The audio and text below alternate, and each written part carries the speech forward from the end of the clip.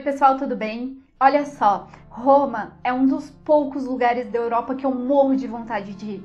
São milhares de anos de arte, de história, de cultura lá pra gente conhecer.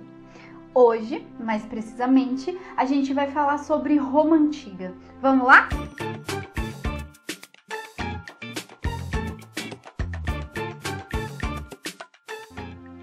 Para começar, tem muita coisa para se falar sobre Roma Antiga. A gente provavelmente precisaria de mais vídeos ou mais horas aqui. Então, o que a gente vai fazer agora é um resumão dessa história toda. Tudo bem?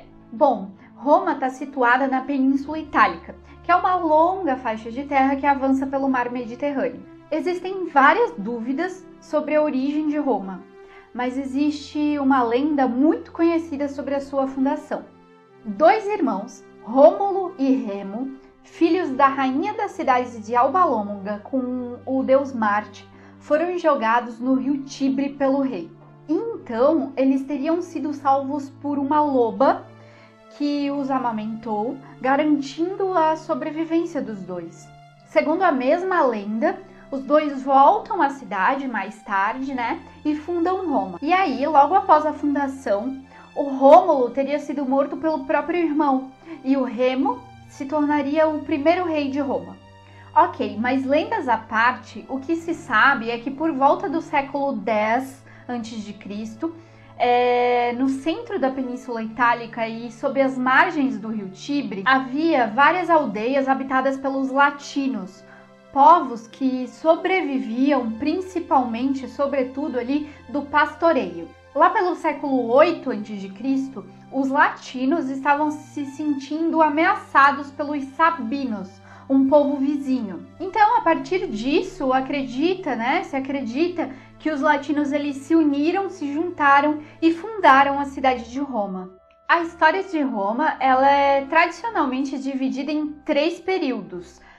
Monarquia, república e império, ok? Num primeiro momento, durante a monarquia, a cidade de Roma era apenas o local onde ficavam os templos religiosos e onde os chefes das famílias se reuniam para discutir assuntos importantes. E aí, por volta de 600 a.C., um povo chamado etruscos se estabeleceu em Roma, em geral como comerciantes e prestadores de serviço.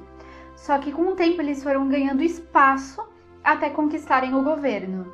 Durante a monarquia, a sociedade romana era formada basicamente pelos patrícios, pelos plebeus, pelos clientes e pelos escravos, ou seja, 4 camadas sociais. A maior autoridade militar e religiosa de Roma era o rei, porém, o poder do rei tinha alguns limites, principalmente quando se tratava do Senado e de uma Assembleia. Eram os patrícios ali que controlavam o Senado romano e eles não curtiam muito isso dos etruscos terem dominado o governo. E aí, em 509 a.C., os patrícios derrubaram o rei etrusco e fundaram a República. Com isso, os patrícios ficaram com os melhores e maiores cargos políticos. Rolou ali um monopólio do poder.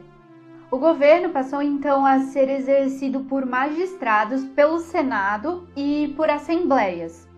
Mulheres e escravos não tinham espaço na política. Os plebeus, que eram maioria na Roma Antiga e que sabiam da sua importância tanto na economia quanto na segurança de Roma, eles resistiram aos patrícios e iniciaram uma luta por igualdade de direitos. Enquanto isso, galera, Roma expandiu seus domínios por meio da guerra. Entre os séculos 5 e 3 a.C., as legiões romanas conquistaram quase a Península Itálica todinha. E aí, com a conquista da Itália, a Roma passou a disputar a liderança com Cartago, outra liderança, outra potência daquela época. E foi daí, com a disputa pelo comércio no Mediterrâneo Ocidental, que surgiram as Guerras Púnicas. 3 guerras entre Roma e Cartago que aconteceram entre 264 e 146 a.C. Quem venceu as guerras foram os romanos e o território de Cartago acabou virando uma província romana. Depois de conquistar as terras do oeste, os romanos se voltam para o leste. e conquistam a Macedônia, a Grécia e parte da Ásia Menor. No século I a.C., eles conquistam Gália, invadem o Egito e o norte da África. Ou seja, no século I a.C., os romanos já tinham conquistado tudo que eles viam pela frente. Eles eram os senhores de todo o Mediterrâneo. Durante a expansão romana pelo Mediterrâneo, ocorreram várias revoltas de escravos. As terras e os escravos aprisionados na guerra geraram na Itália grandes propriedades escravistas. A maior revolta de escravos da época aconteceu no sul da Península Itálica em 73 a.C. e foi liderada por Espartaco. Os homens ricos, a galera que era mais rica, montava a fazenda escravista nas terras conquistadas nas guerras. Só que para os pequenos agricultores, guerras e mais guerras só significavam prejuízo. Muitos acabaram ficando sem trabalho e tiveram que sair do campo, acabaram se mudando para as cidades. Tibério Graco, então, o tribuno da plebe, decide, diante disso, lá em 133 a.C., propor uma reforma agrária. Só que teve gente que não gostou muito dessa proposta. E aí, num tumulto em uma das assembleias, o Tibério Graco foi assassinado. E aí, o seu irmão, Caio Graco, quando foi eleito tribuno da plebe em 123 a.C., tentou dar continuidade às propostas do irmão, mas também não deu muito certo e também terminou em morte. Enquanto a República já vinha apresentando sinais de que estava em crise, outro problema que vinha se apresentando era o exército. Em 107 a.C., uma reforma militar instituiu o pagamento de salários àqueles que se alistassem no exército de forma voluntária. Então, apoiado por suas tropas, os generais ganharam força e espaço na política. E é nesse contexto que surgem o primeiro, e depois com a morte de Júlio César, o segundo triunvirato.